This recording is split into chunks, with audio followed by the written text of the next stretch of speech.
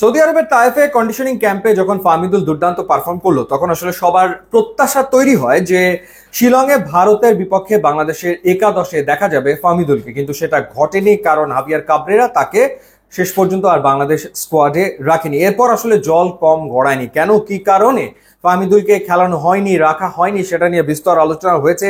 Coach তার মতো করে ব্যাখ্যা দিয়েছেন, কিন্তু সেই ব্যাখ্যা আসলে কারো পছন্দ হয়নি।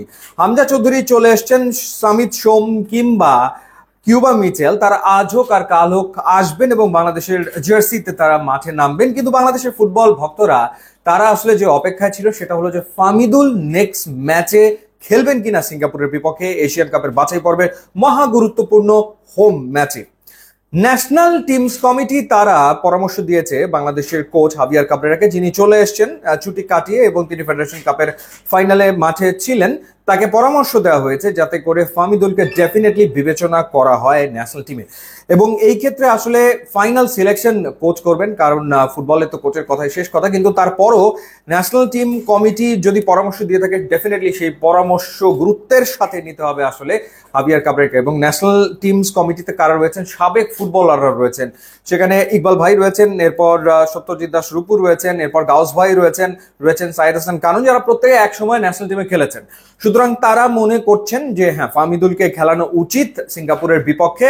সেই কারণেই এই পরামর্শটা ন্যাশনাল টিমস কমিটির পক্ষ থেকে আমাদের কোচ হাভিয়ার কাবরেরাকে দেওয়া হয়েছে। এখন কোচের সিদ্ধান্তই চূড়ান্ত, কিন্তু আমার মনে হয় যে ন্যাশনাল টিমস কমিটির এই পরামর্শ কোচ রাখবেন এবং হাভিয়ার কাবরেরা ফাহমিদুলকে ডেফিনেটলি স্কোয়াডে তো রাখবেনই এবং খেলাবেন বলেও আমার কাছে মনে হয়। দেখা যাক শেষ পর্যন্ত তিনি কি সিদ্ধান্ত আসলে নেন। এখন কথা হলো যে 10ই জুন বাংলাদেশ মাঠে নামছে সিঙ্গাপুরের বিপক্ষে।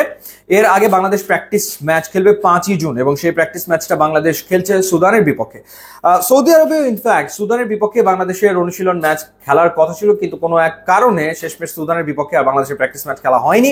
এরপর সৌদি আরবের একটা অখ্যাত ক্লাবের বিপক্ষে বাংলাদেশ মূলত একটা ক্লোজ ডোর প্র্যাকটিস ম্যাচ খেলেছিল। সো এবার যেটা আমরা জানতে পারছি যে সুদানের বিপক্ষেই বাংলাদেশের খেলার সম্ভাবনা আসলে প্রবল।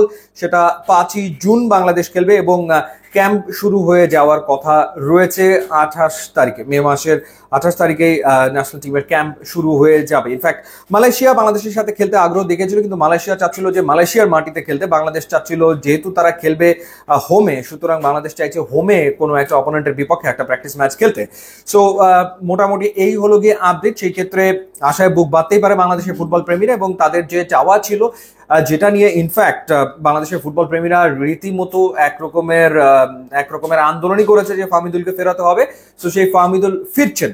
এখন ফিরে তিনি মাঠে আসলে কেমন পারফর্ম করেন এবং তার সাথে বাকিদের বন্ডিংটা কেমন হয়, যে বন্ডিং নিয়ে এত কথা হয়েছে, এত আলোচনা হয়েছে, এবার সেই বন্ডিংটা কেমন হয় সেটা আসলে দেখার ব্যাপার। বাট বাংলাদেশ মোটামুটি একটা শক্তিশালী একাদশ নিয়ে সিঙ্গাপুরের বিপক্ষে জয়ের জন্য যে মাঠে নামতে যাচ্ছে সেটা নিশ্চিতভাবেই আসলে বলা যায়, কারণ সমিত সোমের কাগজপত্র এগিয়ে চলেছে, হয়ে যাবে আশা করা যায়। এবং একই সাথে আরেকজন যে ফুটবলার কিউবা মিচেল, তারও কাগজপত্র তৈরি হয়ে যাবে জুনের ম্যাচের আগেই। সুতরাং একেবারে শক্তিশালী একটা স্কোয়াড নিয়ে বাংলাদেশ সিঙ্গাপুরের মুখোমুখি হবে, সেটা প্রত্যাশা করাই যায়। ইউটিউব এবং ইনস্টাগ্রাম লিঙ্ক আছে, আপনারা যোগ দিলে খুবই খুশি হব। And thanks for watching.